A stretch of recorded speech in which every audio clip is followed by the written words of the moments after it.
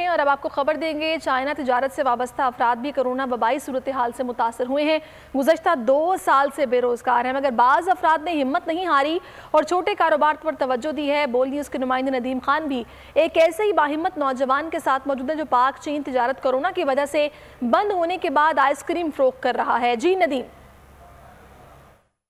जी, गुज़िश्ता 2 साल से जहाँ वबाई सूरत हाल की जो कोरोना की वबाई सूरत हाल है, वहाँ पे जिंदगी के मुख्तलिफ शुबों से वाबस्ता अफराद मुतासिर हुए हैं। वहीं पे चाइना कारोबार से वाबस्ता अफराद जो है वो भी शदीद मुश्किलात से दो चार हैं और गुज़िश्ता 2 साल से चाइना बॉर्डर बंद होने की वजह से इनका कारोबार जो है वो बुरी तरह मुतासिर हुआ है। आज आपकी मुलाकात हम एक ऐसे नौजवान से करवाते हैं जो मारूफ चाइना कारोबारी थे और चाइना कारोबार बंद होने की वजह से वो कुछ अरसे तक घर में रहे और अब उन्होंने जो है अपने आइसक्रीम का काम शुरू किया है।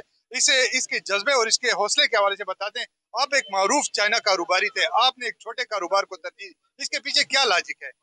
इसके पीछे लॉजिक ये है कि घर में बैठ के मुफ्त की रोटियां तोड़ने से बेहतर था कि मैं मेहनत करता। मैं घर में जब मैं बैठा हूँ तो मेरा दम घुटने लगा, क्योंकि 2 साल का अरसा कोई छोटा अरसा नहीं है।